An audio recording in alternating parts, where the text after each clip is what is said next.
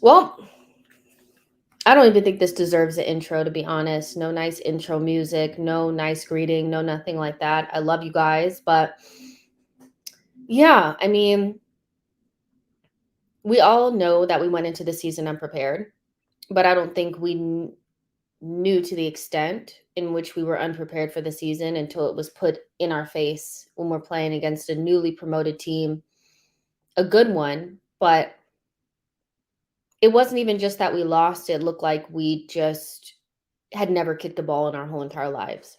And it really went back to that Villarreal game where we were waiting for them to kind of get it together and they never quite did. And we're sitting at the end of the game looking dumbfounded because we played against a team that we feel like we could beat, but we never really looked like we were in the game. And that's exactly what happened today. Everybody who made comments during the window or during the summertime saying that me or this channel was way too positive, I think did not watch prior to the transfer window. So if you're new here, we do criticize the manager.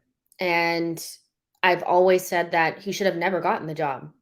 Arsenal in the position that we're in at the moment, he should never have been in the job. Should never have hired him. He was never the right fit because this mess is too big for somebody who's never coached before. Then you add Adu to that, and you have a very inexperienced management team that I feel think they know what they're doing, but are not really in a position to feel that way. And it just keeps happening every single time where we're not prepared, we look weird, we look like we have no tactics, the team doesn't look up for the game, we lose, and we're sitting here trying to figure out what's going on. And I just feel like this is just Arsenal in a nutshell. We are not prepared. Like, we are not prepared. The Premier League is becoming faster, stronger, more competitive. You can lose any game, and we're sitting here resting on our laurels thinking, well, because we're Arsenal, we're going to beat a newly promoted side. That team was ready, and we were unprepared. And that is totally unacceptable for a team of our stature, especially for a team that thinks that they're going to get into Europe.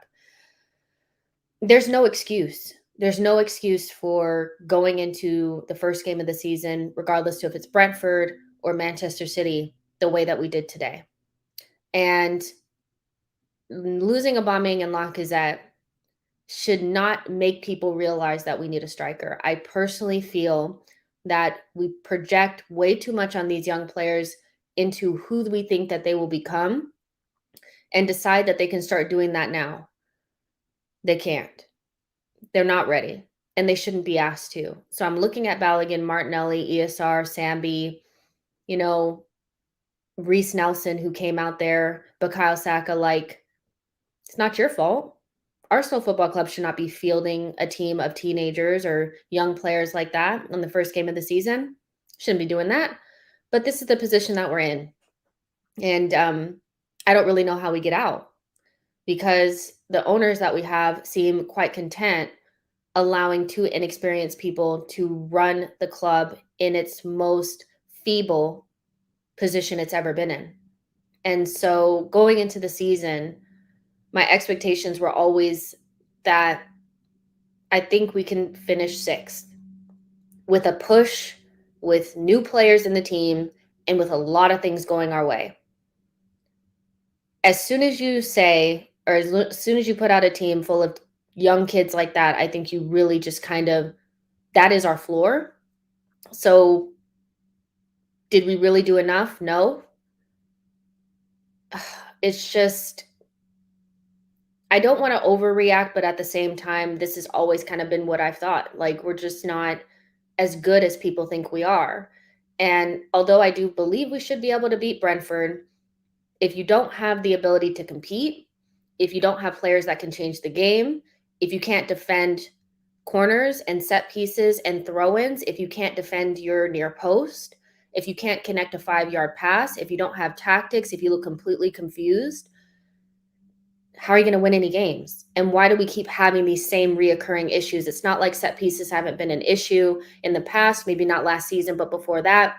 It's not like we haven't had goalkeeper issues in the past that's been creeping up over the last couple of maybe months or so. It's not like we haven't known that we need basically a whole new team. So why are we sitting here looking at a team, not only the team from last season, but with the introduction of like 2 young players as well? So it's bad. It's really bad. But that's not to say that we had our strongest team out there. We do know that we're missing Gabrielle and Party and stuff like that, but it doesn't feel nice. I said before the game that I felt like people were just waiting on us to lose this game, and they're relishing in it. I'm sure everybody's WhatsApps are going crazy. I'm sure they've gotten tons of messages, phone calls from people that, just want to see us capitulate. And we played right into their hands. We played right into their hands. So we kind of have to just take these L's, hold them, and just hope. That's all we really have is hope right now at the moment, but we'll talk about winners and losers today. The structure of the show is each of us will choose a winner and a loser. Doesn't have to be a player, can be a coach, can be a referee, can be whatever. We'll talk man of the match. It's going to be probably difficult to figure out who that's going to be. And then we'll take your calls. So we'll put out the link so that you can come on and have your say. This is your opportunity to come on here and let us know how you're feeling about the game. The only thing that I ask is that there's no abusive language, no over the top type of stuff, no abuse, no nothing that's going to be offensive. But please feel free to come on and don't be afraid, because this is why we have the show, is so that everybody can feel like they can just get their feelings out there. So without further ado, I'm going to bring in my panel for today. I have George here, Gunner King, and Gooner Sulz. Thank you guys so much for being here. I know it's difficult, but we got to do what we got to do, right? All right. Let's see what you guys are saying in the chat box before we go ahead and get started. We have a super chat here from Trace Man United. Thank you so much. He says, hopefully you support some U.S. teams from the NFL, all these different leagues that are American leagues that can give you some joy, because I don't think Arsenal will this season. Newsflash, I haven't gotten joy from Arsenal in maybe 10 years. So I'm not new to this game. I'm not new to this game at all. M. Lord says, new owner and manager needed. M. Lord says, we have an owner that doesn't spend like the others. Robin S. says, still playing that donut attack. Tactics are so bad. Yeah, you guys. Josh says, get this idiot out of our club. Matthew says, for the poll, I'll add new ownership, one true mess fixer. Mr. Austin, who's a new member to the channel, thank you so much. Cold opening, Jess. Oh, man. You guys, it's crazy. But we're just going to get some raw reactions here from my panel. George, how are you feeling? Just no real lead up to it. Just tell me what are you thinking? How are you feeling? I think it's ridiculous because as a game, we just weren't on it, period. And I don't know. I don't have any excuses for it. I think when your entire team doesn't show up, the tempo's not right, you don't have any structure to your team, that's a manager's position. You got to set your team out to be able to do that. And, in terms of lineups, I don't think there was a single Arsenal fan that was down on the lineup. In fact, I saw the complete opposite. I saw ecstasy. I saw everybody say, this is amazing. This is perfect. We're going to have a great win. We're going to have a statement performance. And when you have a performance that, again, lacks the fundamentals, lacks winning your second balls, lacks winning any kind of structure, the one thing that you can say with, Mikel teams is at the very least, you have central compactness, defensive solidity, a clear build-up structure, a clear second phase, and there was none of that. It was just a bunch of players letting the occasion get to them. I look at very traditionally, technically secure players like, Ben White. He had a mare. If you want to be honest, like he had a mare. He was very loose technically. He wasn't in his position. He let himself get spun. I think there was maybe 2 players, maybe 3 that could hold their heads up high. Really, Emile Smith-Rowe. I think he had a good game. He did the best he could. And then the other 2 that I'll shout out are like Kieran, who was always an outlet. But even Kieran, he was poor in his delivery. Like, I don't think you can just cross without looking. I saw too much of that today. I saw him at least providing an option, but that's not enough. And I saw Sambi do some great touches, some great passing. He was trying his best. But again, I feel like the tempo was off. And so when you look at those things, and it's every single individual at fault, this isn't just, one or two individuals costing us. This isn't like Leno's the only reason we lost. For me, that's a manager kind of position. You have to set your team out to get the job done. And we just weren't. We just didn't do that. And so, yeah, no, I'm just very disappointed. I don't know what to say. It was just a horrible day at the office. I struggled to really tactically analyze this game because there was nothing there to really analyze. It was just absolutely poor. People that I traditionally look to step up didn't. And it wasn't just one or two players. It was the entire team. And when you get to, something like that, where it's a team issue, I don't feel comfortable singling out an individual. That's got to fall on the manager. He's got to change something. The tempo was off, and yeah, I'm just really disappointed with that performance because I felt as though, as a team, you had the opportunity to lift the fan base. You had an opportunity to try to change the narrative about where you're at, and I just didn't see anybody take any kind of charge in that team. So for me, it's just a really, really bad day at the office. I'm not going to sit here and bemoan projection. I'm not going to sit there and claim that this is now the broad stroke of our season. I'm sorry, that's just not me. I firmly believe it was just a horrible day at the office, and this happens. It happens not just in football, it happens in life. And I don't think that's a marker for, the season. I need to see a pattern of behavior. If this extends past 5 games and so on, then maybe I'd say that we're in trouble. But I'm not going to let one game where things were so traditionally off. Like I didn't see a single buildup. In the first half, Leno went long with every kick. That's definitely not an instruction from the manager. That's 100% not what we do. These are non-negotiables, and he did it. We talked about the keeper on the last podcast. It's a big, big problem. He doesn't follow the manager's instructions. Forget the goal, which I think he should do better. But the fact that he's going long and he's not listening to the manager because he's scared, that's an issue. It transmits to your defense. It transmits to you not being sure. And look, we're not quality-wise there. But again, I pose the question, when you looked at that lineup, that was enough to beat Brentford. I'm really not having anything else from any other fans. That was enough to beat Brentford. And the fact that we didn't, from the entire team back to front, is an absolute criticism on the manager, because you need to get your players up for that. And if they just had a little bit of tempo, we would have been out of sight very quickly. I think this idea that we were overplayed is bollocks. Like, there were huge spaces in that team. When you look at the second half, it was fine in the first 5-10 minutes, and then there was no urgency. There was urgency for maybe 5 or 10 minutes. And it's just like, I got to question the guy in charge at that point.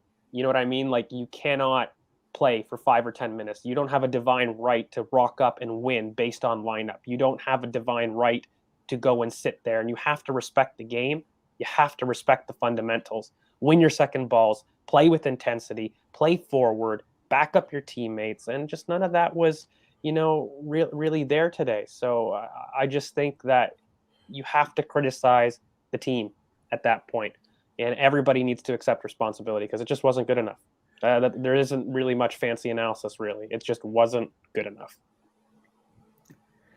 Yeah, I mean, I think we can all say it's not good enough, and a lot of people in the chat box are saying, "Don't blame the players," and I really do agree with that. Like, and especially when I look at Sambi, ESR, these young players, they should not be asked.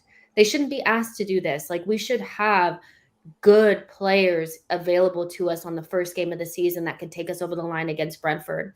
That's mismanagement to me, from the top to Arteta.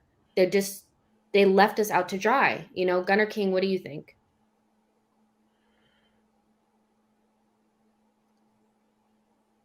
I think you're Hold on. Gotcha. Oh, unmute yourself. Oh, yeah, there you go. Unmute yourself. Yeah. Sorry about that. Yeah, I mean, I think there's parts of me that agree with both of you. I don't think it's enough to blame the players, because they're not being helped by being given the right sort of quality that's needed to get the best out of them. You can't just have that high level of inexperience in your team, and the team doesn't pick itself. You know, that's, you know, the manager, but you know what the manager's being given to work with, we've known for so long isn't good enough. And the moves that we've made in the market, they haven't been quick enough. I mean, you know, Tavares and Lokonga, to their credit, haven't come in to impact the first team immediately. So you've only brought one addition to improve on what was a very poor team last year. Is that enough for a team that wants to finish in the top six? Well, today it looks like it's not even good enough to be a team that's come up from the championship, and that's the sad thing. That's the really sad thing, you know, that we just the rot isn't. It doesn't start with the players. It doesn't stop with them. It's right at the top, you know, with the people that are making these decisions. Yeah, bemoan Edu and Arteta by all means, but who put them there?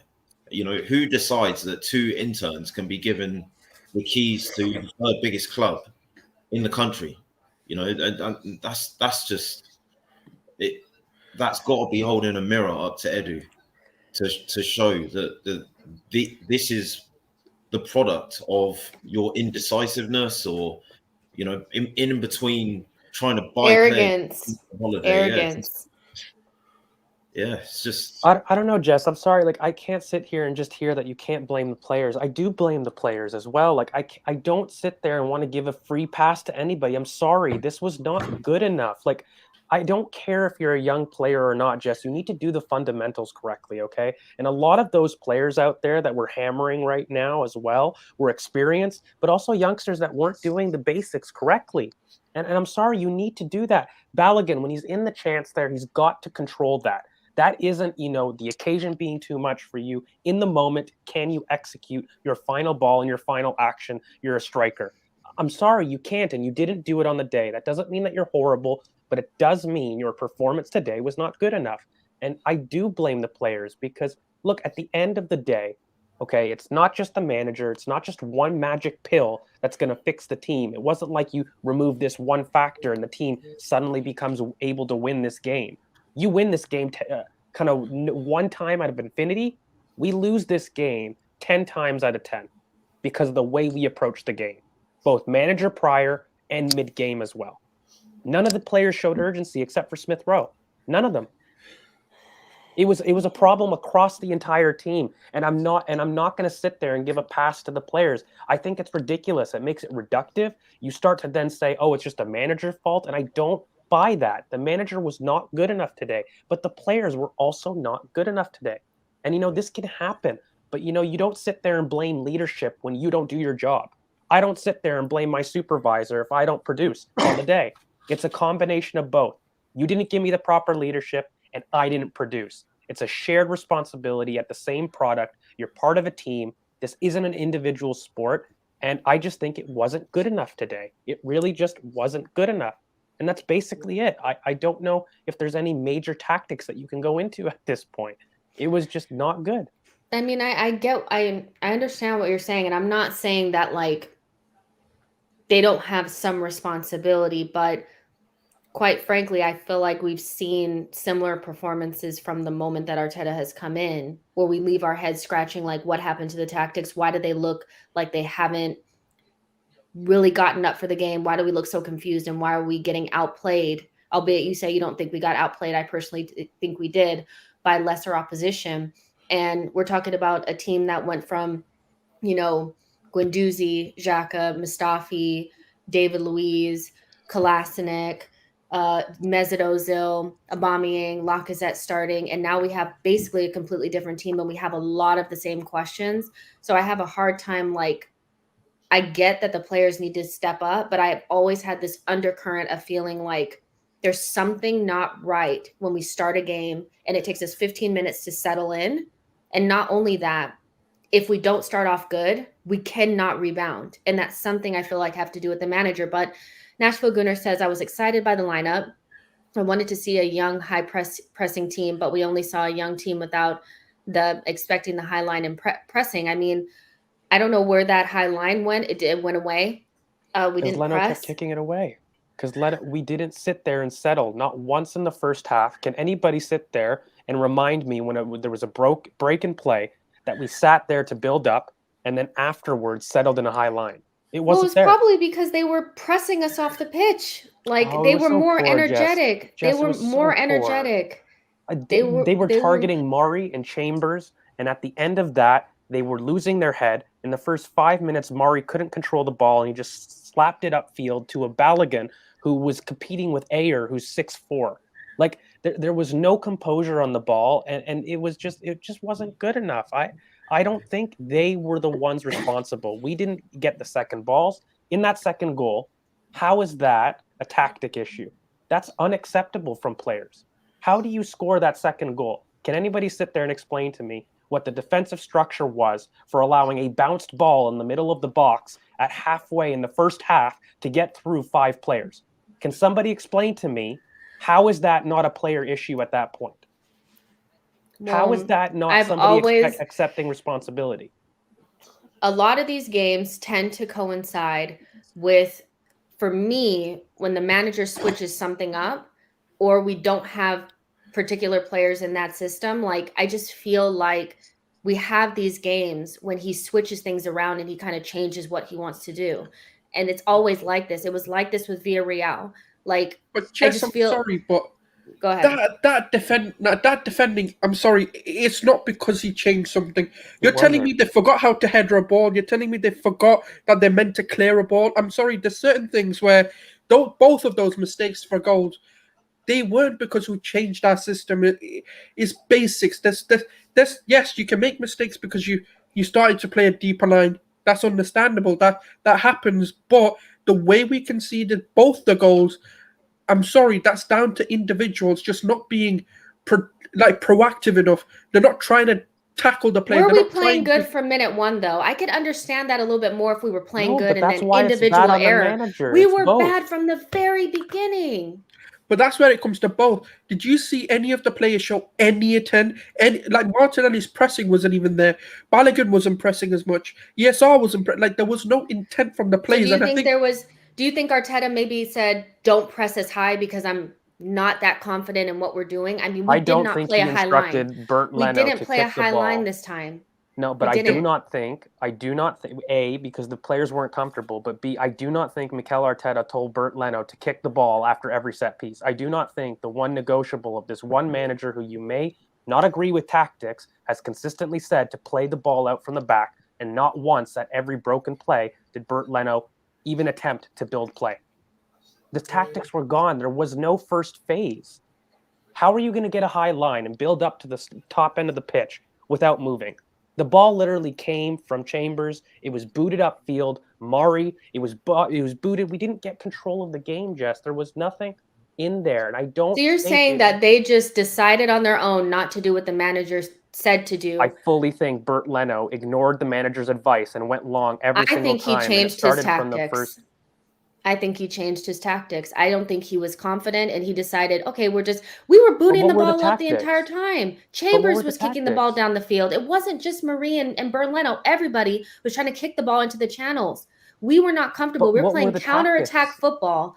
The tactics were not to play the way that we had been playing because he was not confident. He was not confident in that high line. He switched it up and played counter-attack. I didn't even see a structure. It's not enough just to say bang it in the channel. I agree with that. I agree he changed things. I agree he didn't want to play a high line because I do think if you're playing the high line, look against Spurs and Chelsea, did at any point the players decide, no, we're going to go backwards, even though they were getting ripped open over the top? No. So I do think there was an element that the manager said, no, we're going to go a bit deeper in this game. Because I'm sorry, you know, at no point did I see a high line. You know, if you see it in phases of the game where they're trying to go high, then you can be like, fair enough, maybe the players are getting a bit scared or Brentford are pushing us backwards. But I didn't see it. I didn't see the high line whatsoever. We have worked, guys. We have worked a mid-block. One of the biggest issues with Arteta is not being able to coach kind of coaching patterns. I didn't see a single mid-block setup. This was the issue. It was horrible from him, yes. But there was no structure at all from a mid-block. Guys, we have this drilled. We have done this at the very least. and I didn't see a single structure at all. It was horrible. It was just, look, that is absolutely blamed on the manager. We've been through this, though. You have to set up your team. You have to give them the confidence, and you have to tell them to play to the tempo. But we were not doing the basics right. There was not a single mid-block thing that we were doing. If we abandoned the high line that we weren't doing for the last 2 games, and we played in a back 3 like we had done previously, or if we played in a low block that we have done before against other top 6 teams, I'd hear that. I'd hear it was a change of tactics. Something went wrong. Yes, I can't pinpoint to you a single piece of pattern play defensively.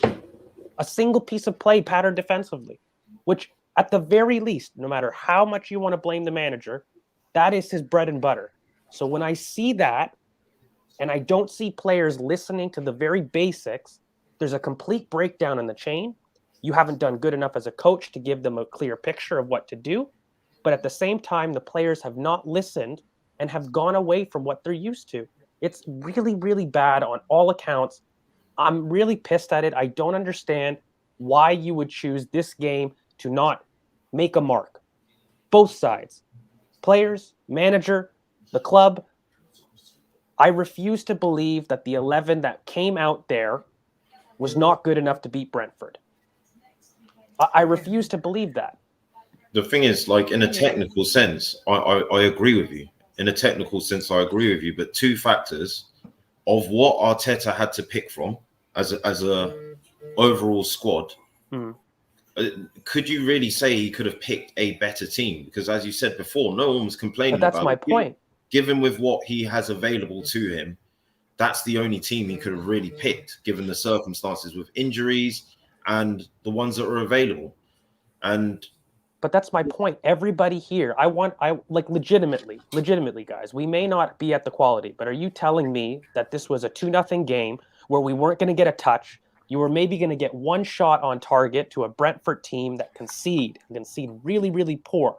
Okay. They're poor on transitions. And this was the story of the game that we were going to have. We're going to have barely any shots, but also we're going to be so poor defensively that you're going to concede off a throw-in. No one's seen that coming. I agree with you, George, but like, the reality is different. But the reality is different. That is what happened. So we can sit here and talk about hypotheticals, or we didn't see this coming. But the truth of the matter is, what's our biggest issue? Defensive mistakes from individuals. And that is, I'm not saying this time it was a set individual that made the mistake that led to the goal, but it was just a lack of awareness. It was just ball watching again. It was just we weren't basics. It was just we weren't pushing for the tackles. We weren't being aggressive with our defenses. It's like we just forgot everything. You weren't there. But we I could say, like, I mean. we weren't in the game. Like, we actually did not enter the game at any point. I've seen this before as well. This is not the first time I've seen this under Arteta. We just are not prepared, and it starts from the very beginning. It's not just about even what happened on the pitch today. We were not prepared to start this season. I think all of us know that. We can all say, even though the transfer window ends in a couple of weeks, we are not prepared. But to this level is just negligent for me. Next game, thank you for your super chat. He says, hey, Jessica, I would like to come on your show to talk football. I'm based in America, too. Feel free to get in contact with me on Twitter if you want to, like, come on or something like that. If you've had experience, like, you know, being on shows or whatever, but you also have the opportunity today to come on a little bit later. We will be doing calls, you know, so you can come on then. I'll send the link and you can come on if you want to talk. Yeah, you guys, honestly, like, I know that, like, the players didn't do what they were supposed to do. I'm not sitting here saying that, like, Leno has the first goal that we gave up is horrible from Leno. But I think when you start out a game, Chambers shows him ball side, Jess. Like, there are so many breakdowns. I know that. Pepe does not meet his marker. It was a second ball that Pepe is pointing to Chambers to get back and not running back. He doesn't meet the header off. Then Chambers shows him line and opens his body up to take the blind side right to the center. I'm not saying that it's not an individual error, though, George. What I'm saying is that, like, it just starts from the very beginning. Like, I just feel like we're not good enough to have these individual errors and still come out on top. And I think when you don't set up correctly, we just unravel very quickly. Like, I think they put up the the statistics that when we go down, we never win. When we're So down when at we half. don't, yeah, when That's we're down at 15 half, wins. we never come back. And that I feel like that's because usually in those games we set up or we don't set up well enough. We get overran because we're not prepared and we don't have enough leaders or quality out there to turn the game around. As soon as we went down, I knew we'd lose. We don't have enough. There's a quality issue. There's a tactical issue today. Arteta didn't set up the team right, and we still have the same boneheads in this team doing the same bonehead stuff that they've been doing since they've been here. That's just, it's all of it. I do agree with you, George, that it's not just Arteta. They didn't show up. I get that. And individual errors. But Arteta still has to take some of that blame, and Adu as well, for allowing us to come into the season unprepared. Jess, he has to take all of it because, but Jess, like the biggest thing that I keep repeating, I have not seen this game from Arteta before. There was literally no structure. I've seen a breakdown in structure. I've seen him attempt to take out the team and do it wrong with Villarreal. A wrong tactic. I've seen it go wrong, but at least there was a structure and there was an attempt to control something. I didn't see this before. This is a huge red flag for me. I have not seen this level of inconsistency and disorganization from an Arteta team ever. I haven't seen it. I couldn't name to you, Jess, what build-up structure we did. I can normally do that. Even if the game is poor, even if there's individual mistakes, I can name you what structure we're playing. I couldn't name to you a single defensive structure that we did. Were we man marking in defense and at set pieces? I don't know. Was it zone? Because it was both at one point. Look, like I have not seen this level of incompetence in every single phase of the pitch. It's a massive, massive red flag. And I don't know. You want to blame the manager. You want to blame the players. I prefer to blame them all, like I said, from the very, very beginning. But I'm not prepared to say that I've seen this from an Arteta team before. I've not seen this. It's very, very worrying. It's the next step for me. It's when this seemed like the dressing room was gone. I'm not saying that it is, but this is the type of performance that you get when players are disinterested in a philosophy and disinterested in the belief. There is no belief because then they're just playing with themselves. And you've got hero ball, I call it. I got people doing individual actions, playing for themselves, protecting their passing numbers.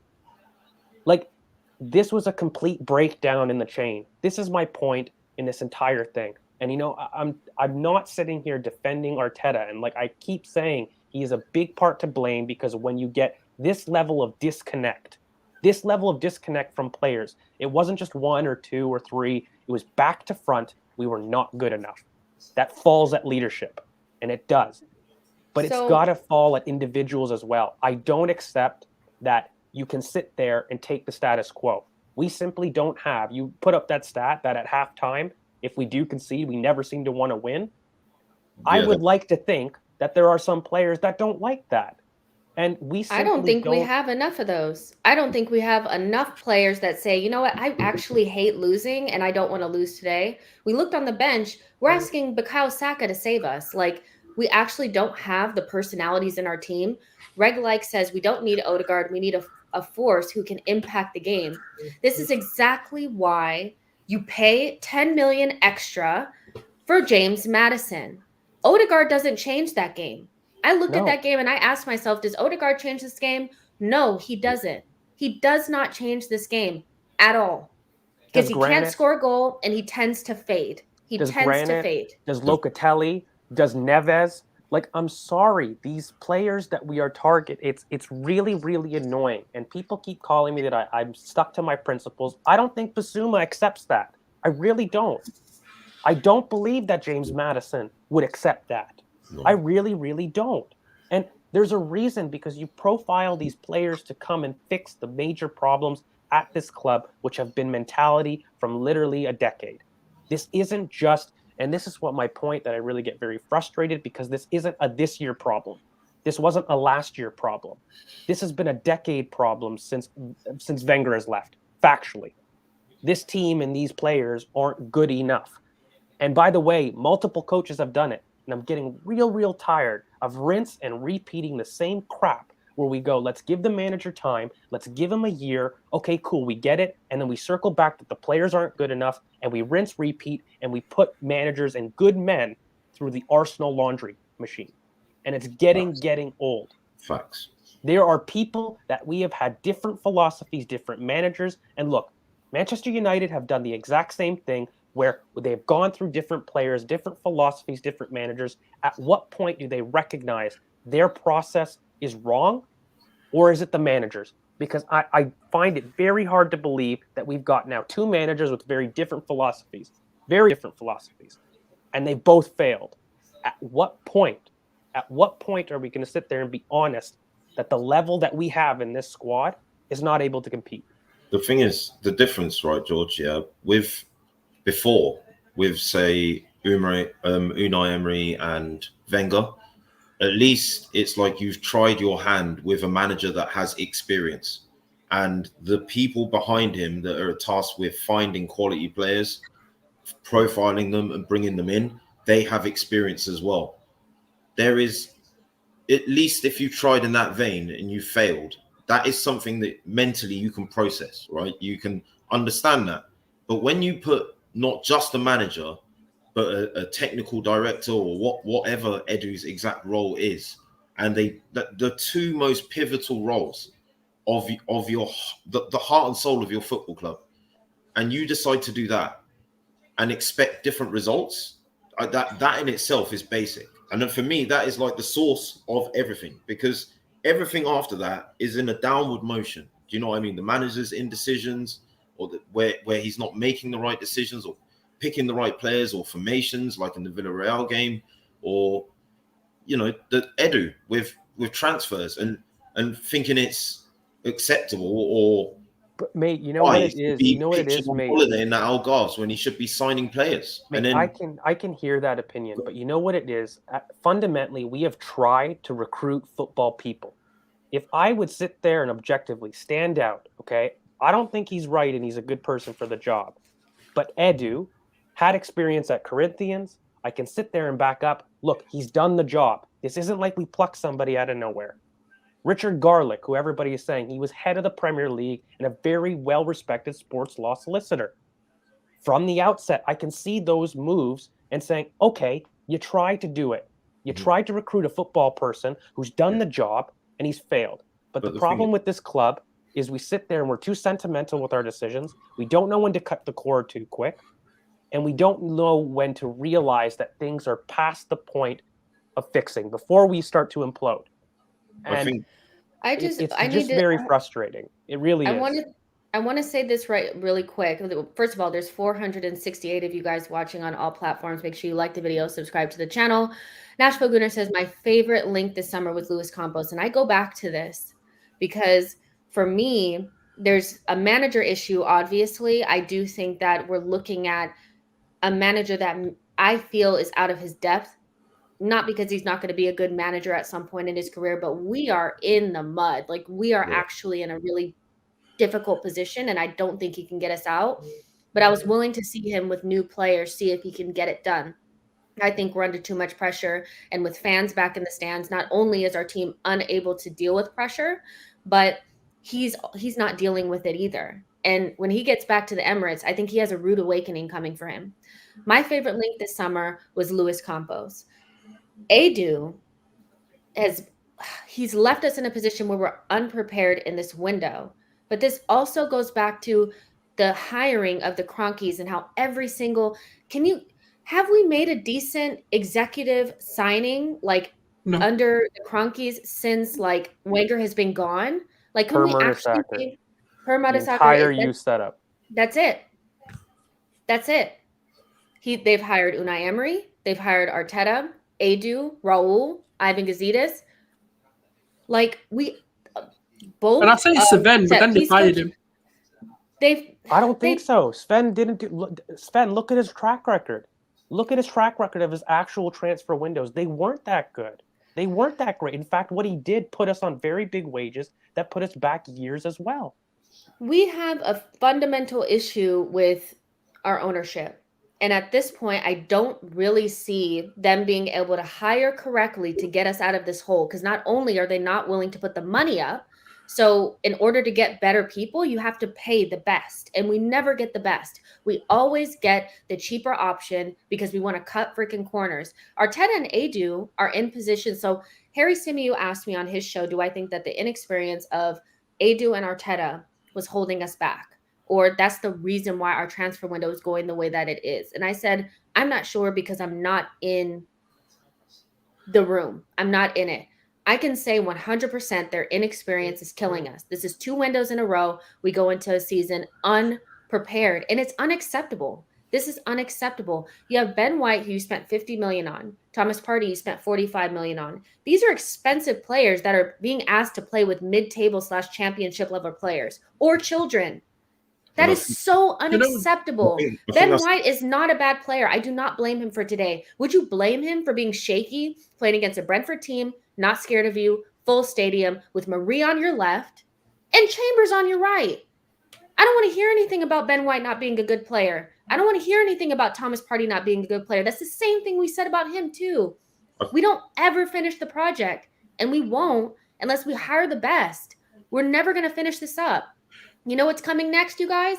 Saka, ESR, Martinelli, gone. We are not in a position to speed this project up enough for them to feel like we're competitive. I don't think this is a one-off. You know what it is, I don't think it's a one-off. You know, like we can sit here and blame the owners for not maybe pumping money into the club. That's okay, fair enough.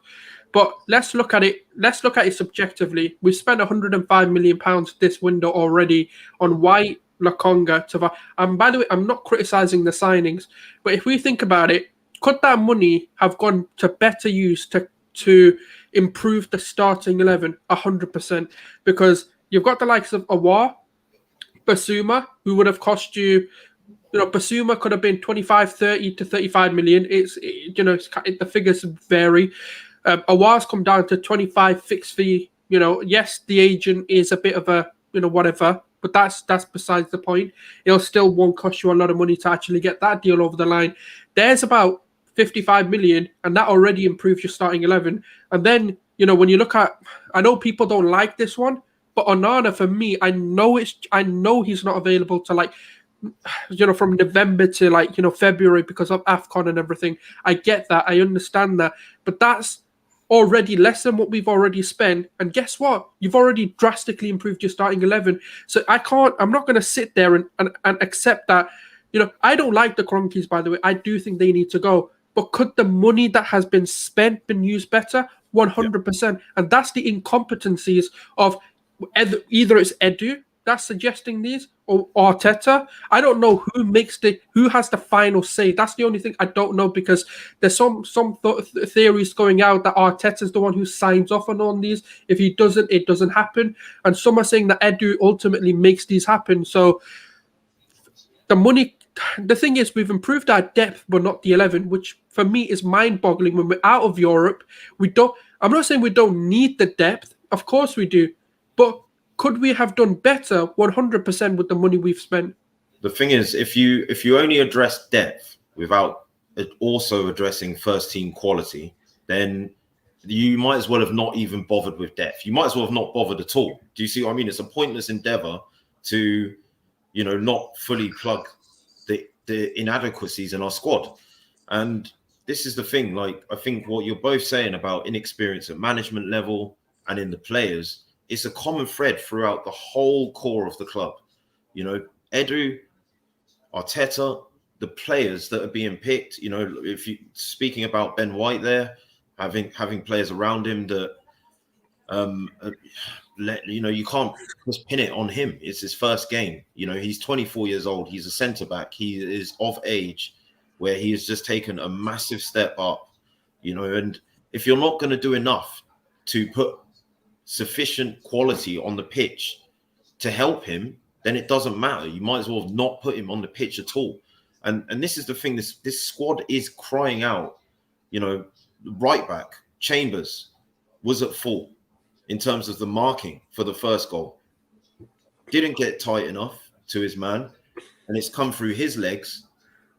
Obviously, he's blocking Leno's view, but could Leno have done better? Yes. What are the positions that we have been saying are crying out for improvement? Was right back And we've been asking about a second choice keeper, but the performances like that make you think about your first team one. And midfield in the deep lying parts of it, and a number 10. And you can't put that on Saka and ESR and Martinelli and even Balogun. Balogun went off the pitch, and he went off the pitch having only made 13 touches, less than anyone else on the pitch. That is the 15th game that we've lost by going down at half-time and not coming back. And I think only 3 or 4 that have been drawn. So this isn't a new problem. When we are going down, when we are in the mud, when we are in the trenches, we are not dragging ourselves back up again at all. And, the people at the top should want to do more about that, but they just don't seem to want to do that. They're not interested. We fixed one thing and we never fixed the other. Like you just said that, we addressed backups, but not the first 11. We never really finish the whole thing and give ourselves a really good chance to compete. We're always one injury away or one thing less than we actually need to compete. So I think we've gotten kind of like our feelings out there. We're already at 45 minutes, so we're not going to be able to do winners and losers, which pretty much, it's a wash. We're the losers. It is what it is. But I'm opening up the lines now so you guys can have your call or, have your say. The link is in the chat box right now, and there's some of you guys already lining up. What I will say is make sure that your Wi-Fi is good. Make sure that we can hear you. I'd prefer you guys to have your video on, but if you don't, that's fine. But no abuse, keep it short, be respectful, but you can be honest. Like, you know what I mean? Not trying to police you too much. But yeah, you guys, it's just, we're just in this weird place. Like, and it was all set up for this. I woke up this morning and Aubameyang and Lacazette are out. We know we're going to play some kids. We're playing Brentford at home. They're fired up.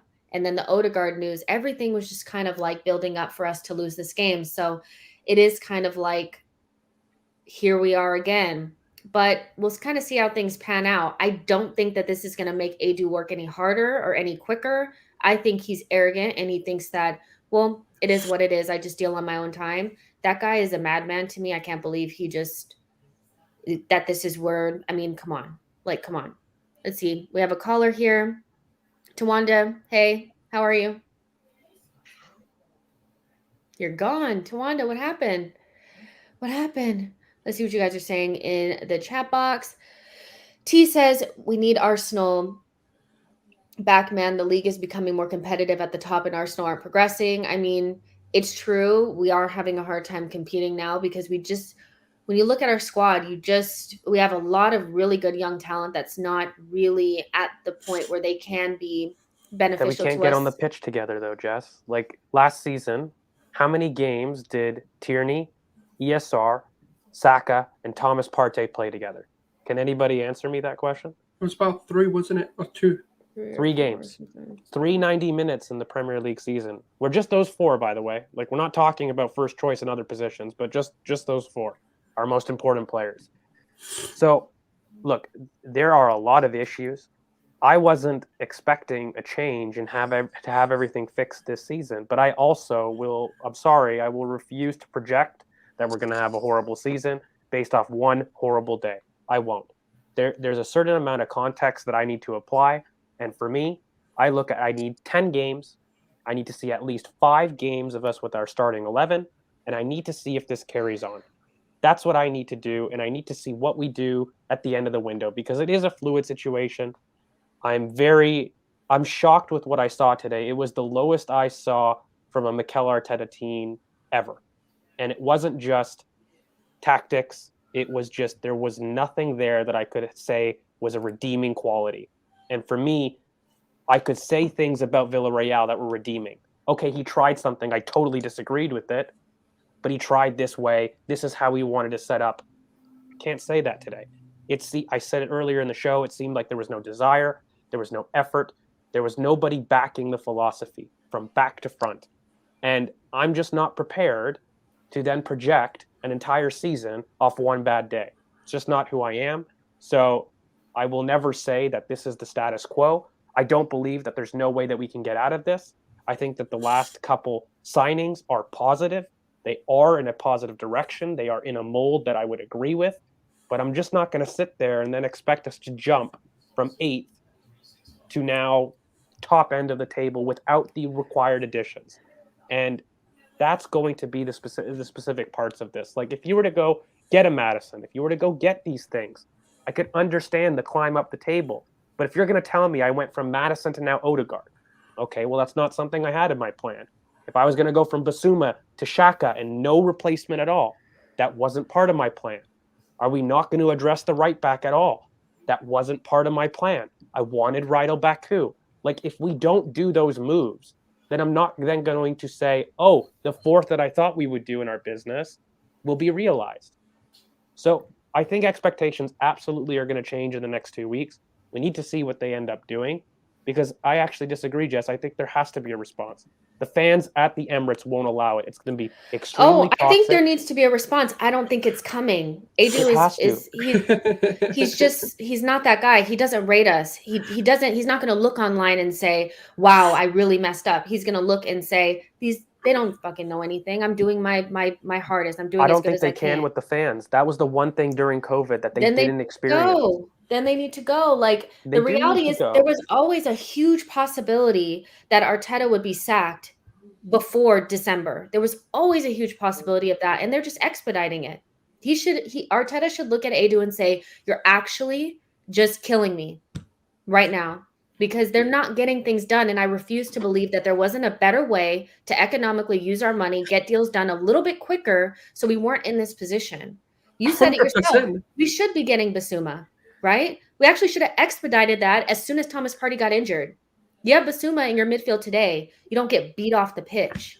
It's nuts. The thing is, it's not expensive. That's the problem. Like, it's a £30 million, euro, whatever signing. It's not a lot of money. I'm sorry, I don't believe that we've gone for Maddison, that's 60 million, and we've gone for Ben White, which is 50 million. I'm not saying we didn't need Ben White, but I'm sure we needed a midfielder more than we needed Ben White. So if we've got money to spend on a position that's not a priority, in my opinion, then why don't we have the money to go get because I said it, like, instead of getting Maddison, if Maddison is the only deal you want to do, don't do it. Go get yourself Basuma and Awar, which would make us better than Maddison alone, in my opinion. Nashville Gooner, have your say. Welcome back as well. Hey guys, how you doing? Thanks. Could be better. Been better days. Yeah, yes, we can hear you. Just talk a little bit louder for us, though. You guys are breaking up on me a little bit. Let me. No. Do you want to jump out and come back in? Okay. Yeah, it's. I can't hear you guys very well. Let me. Yeah, just come back in. Come back in. All right, we're gonna bring on Daniel. Are you there, Daniel?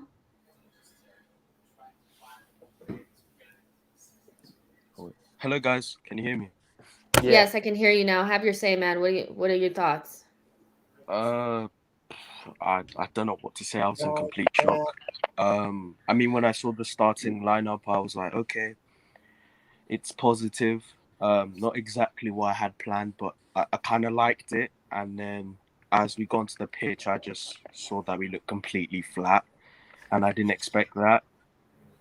And I just saw that a team that they looked like they didn't really care, and that's the first time I've seen that in a Mikel Arteta team. I think the one thing that Arteta demands is effort, and you work hard. And I just felt like they weren't committed to anything, like committed to doing what Arteta asked. And I felt like he was getting frustrated as the game went on. I think I saw Arteta looking frustrated as he came out from half time. Like they were almost like not listening. And that's the first for me. I just felt like everything that could have went wrong today, and it was a poor day in the office. For me personally, this just shows why we need to move a bit quicker in the market, and why the players we have are just simply not good enough. And it highlights the weaknesses we have in the team. Yeah, I mean, I agree with you. I think that we do need to move quicker. And a lot of fans, including me, I was, very like kind of like, okay, well, we need to move players out, we need to do this, we need to do that. But the reality is that we left ourselves in a position where we were just a couple of absences away from being completely underprepared. And if you it's like I want to give them grace because I know it takes a while and we have all this dead wood, but I almost feel like Arsenal need to be a lot more urgent and stop being so aloof when it comes to changing this team over. I know a lot of people feel like we have to sell before we buy. And even Arteta tried to say that it's not that, but it definitely is 100%. But why can't we just buy the players that we need, be prepared, and kind of like figure it out after? Because quite frankly, if we just don't, I know it sounds bad, but maybe you just don't register some of the players. They're dead anyway. You know, like this, if we have the money, which they made it feel like the entire window that we had the money. So I'm basing this off of what they basically told us. If we have the money, bring in Maddison, bring in whatever players you need to, deal with the rest later. We're in a dire position. Like we really, really are. And for me, it's not so much about that I think that we won't win any game this entire season. It's not that. I just fear on that first game, at that first home game, we're going to buckle again because the fans are going to be on Arteta's back and this team doesn't deal well with pressure. And that's just not what you need. You win this game, you get a couple of results against Manchester City and Chelsea, and we're good to go.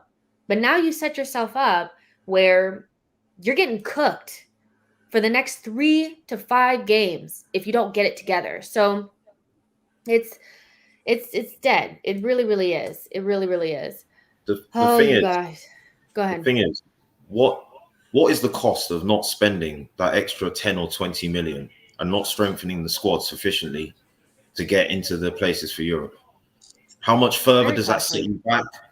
The targets that you can approach after a third season of finishing below where you should be as a football club, how much less attractive that makes you look. You can already see the difference of where we're having to look for players after our first season out of Europe.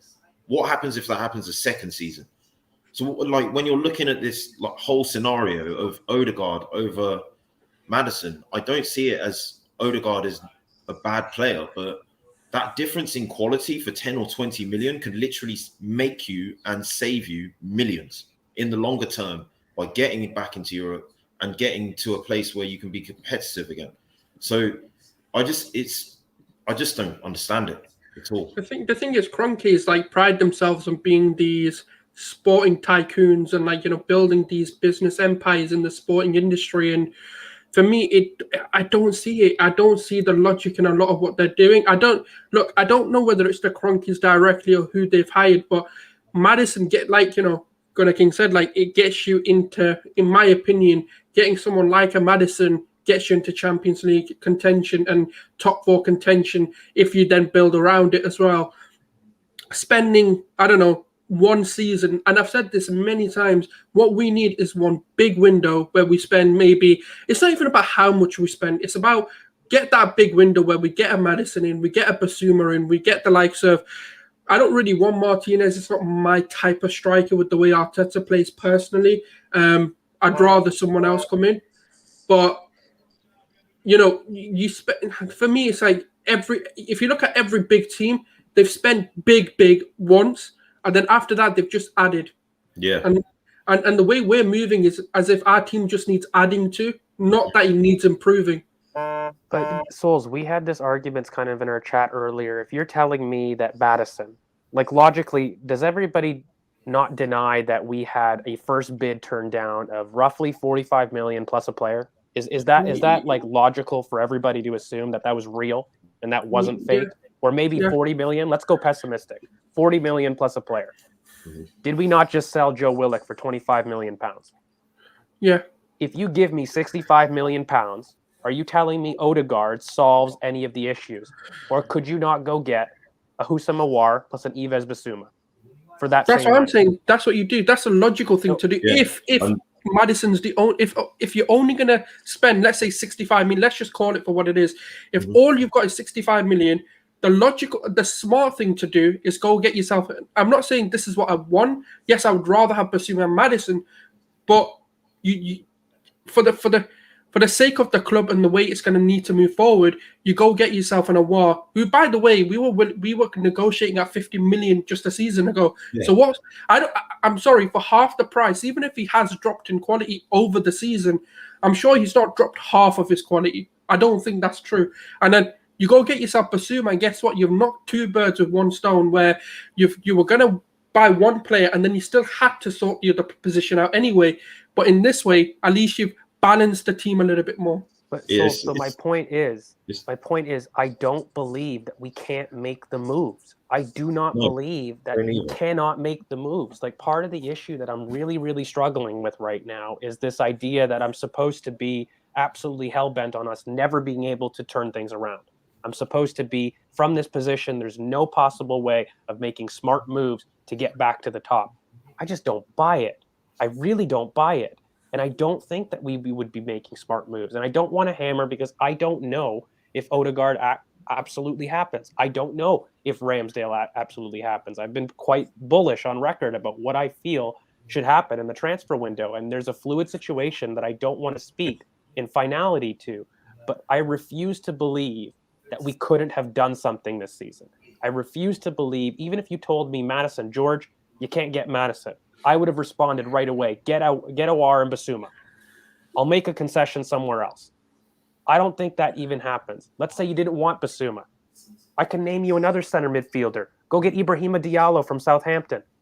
Go get Boubacar Kamara from Olympique Marseille. 15 million pounds. I don't need massive things to address the squad, but if I don't see you even make an attempt, this is where I struggle with. The thing is, if you're going to decide to not go in for the expensive players, that's fine. You know, if it's a case of taking a decent amount of money and getting someone like Lokonga and Tavares, they haven't come in for so much money, but I don't think any of them can take any real blame in the result today. I think actually Lokonga looked pretty good.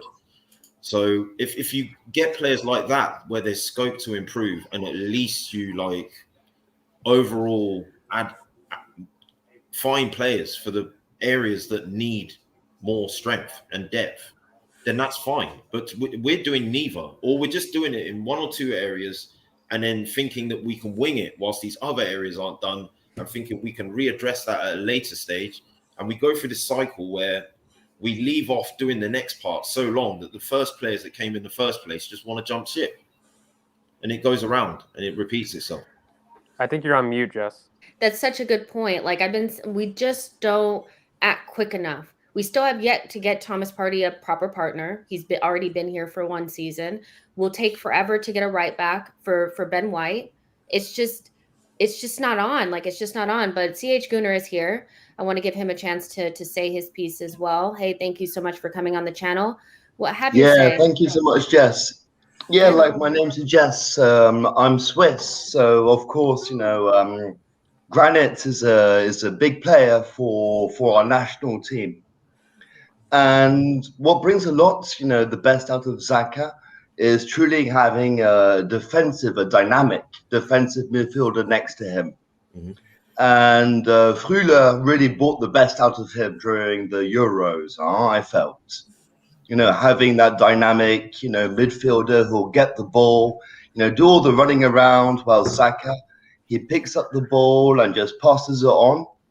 So, you know, I felt like that Lokonga today, you know, he kind of showed the sort of partner that, you know, Xhaka works well with. Mm-hmm. So, you know, I thought that was positive, which, you know, brings me on to my next point, which brings me on to, you know, the direction which our team is going into, which, you know, as any Gooner, you know, we're all heartbroken, I think, by last season, pre-season, and this season.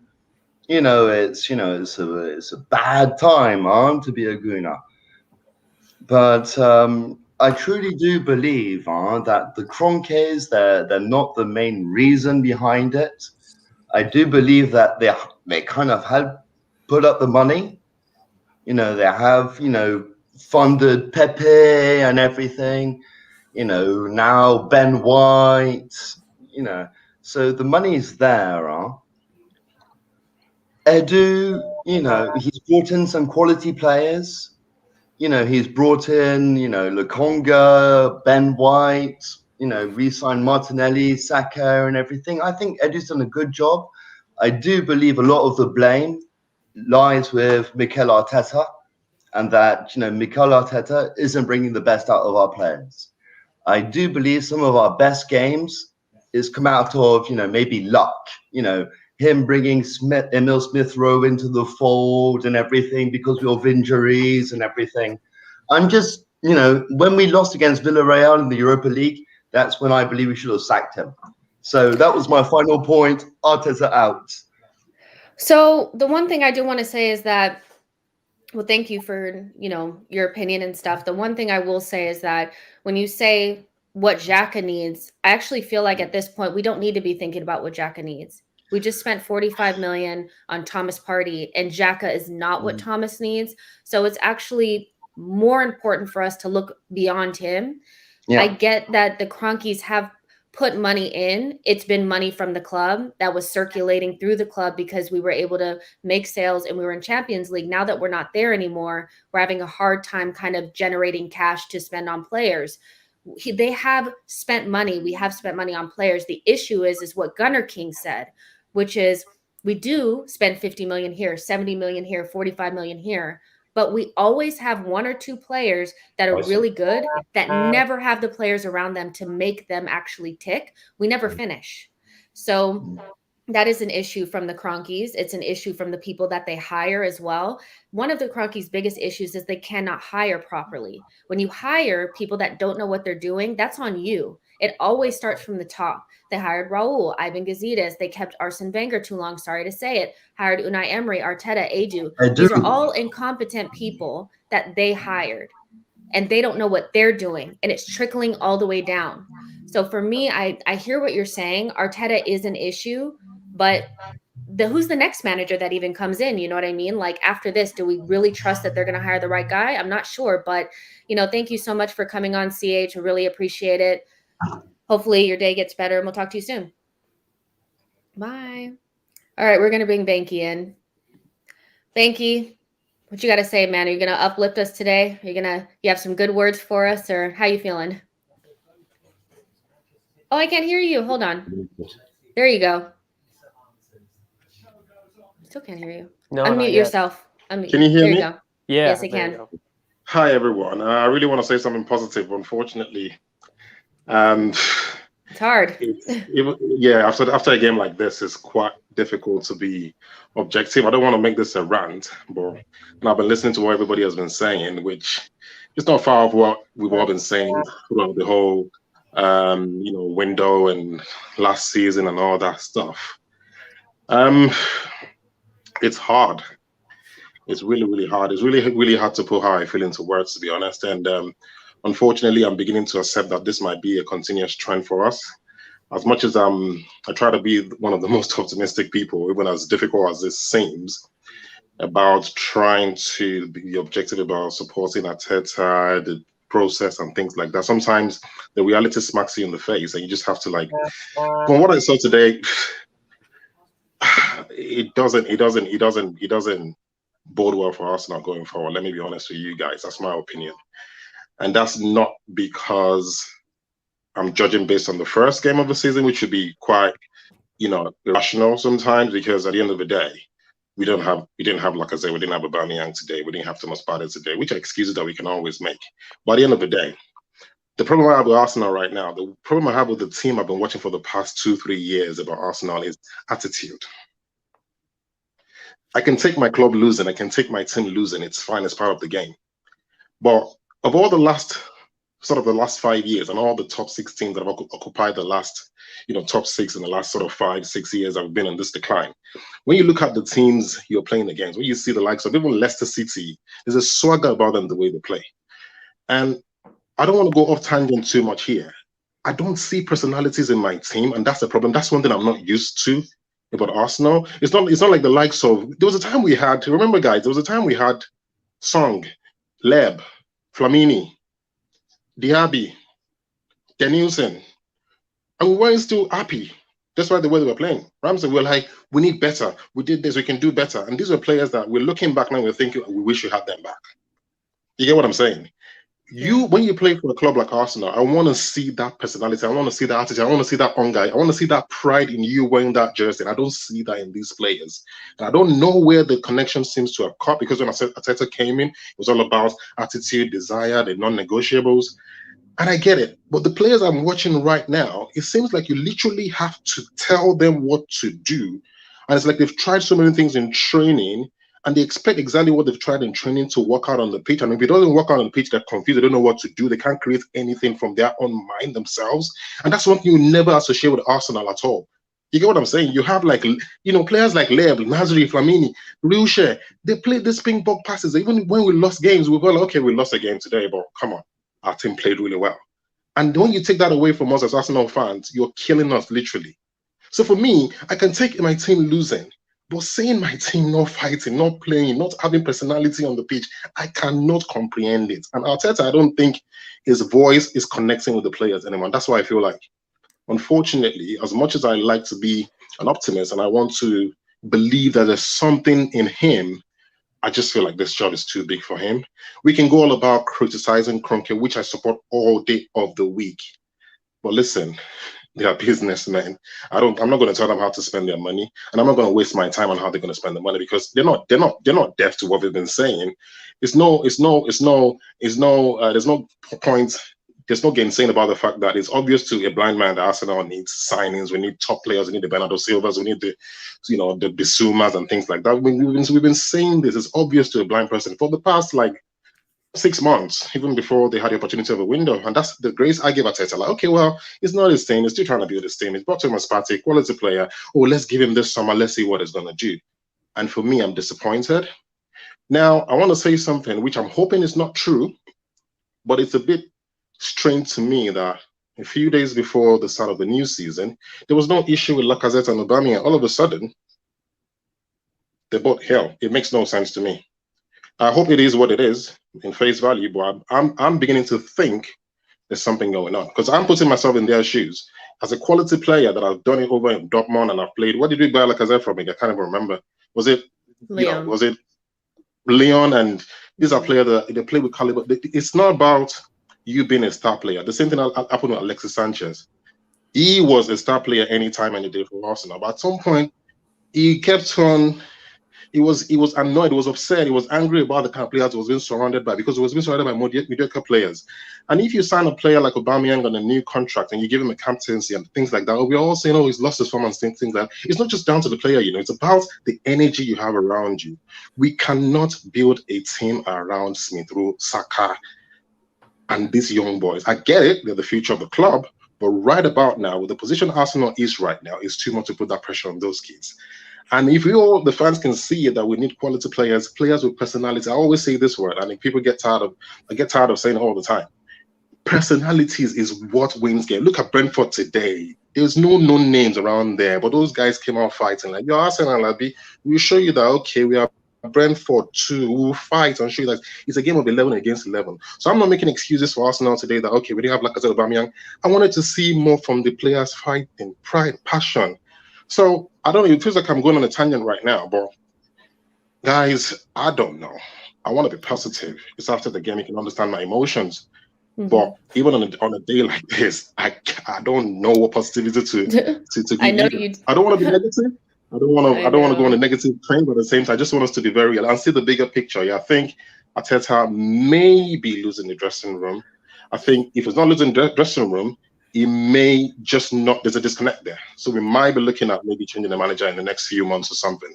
I think so. Yeah, I think there's always a big possibility that he gets sacked before Christmas. Yeah, it's a very difficult job. I'm sorry to cut you short. I can't comprehend the work of Eddie as well. You played in a team of invincibles, personalities, characters. You said you brought in Lokonga. Okay, yeah, he's 21. But come on, man. There are 23, 25-year-old players that have actually played in the Premier League. They've got personality, they've got character, they understand the game, they've got pride, they've got a little bit of cockiness and sassiness to them when they play. I want to see that play in Arsenal. I want to see somebody that give me the ball. Give me the ball. We Okay, give me haven't the ball. had that in I'll make- such a I'll long make it- time. I'll make a mistake 3 times, but I'll try the same thing the 4th time, and I'll create something. I'm going to score. I'm not saying Yeah. that. It's like Shaka passes to this. Oh, I don't want it. Not in my backyard. I don't want it to guess. Oh yeah, okay, take it back. I don't want even Saka. Yeah. These things before you know It doesn't help when 2 key positions of the 2 key players that want to leave the club, Xhaka and Leno. Yeah. I mean, Leno didn't come up in Sovereign Glory today either, did he? You know what No, I'm saying? he didn't. But I can't imagine watching an Arsenal goalkeeper, and I'm always under pressure. I'm always nervous every time he gets the ball.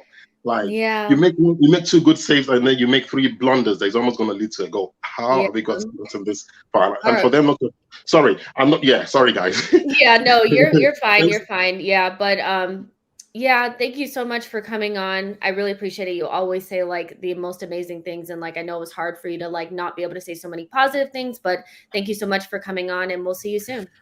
I hope the next game is better for you guys. For us guys. So see you guys. Bye. Thank you. Okay, we'll end here. We have a super chat from Blaze saying classic Arsenal fans hyping players once they become Gunners. Me was better than White last season, but now he's a Gunner. He's better than Rudiger. Yeah, okay.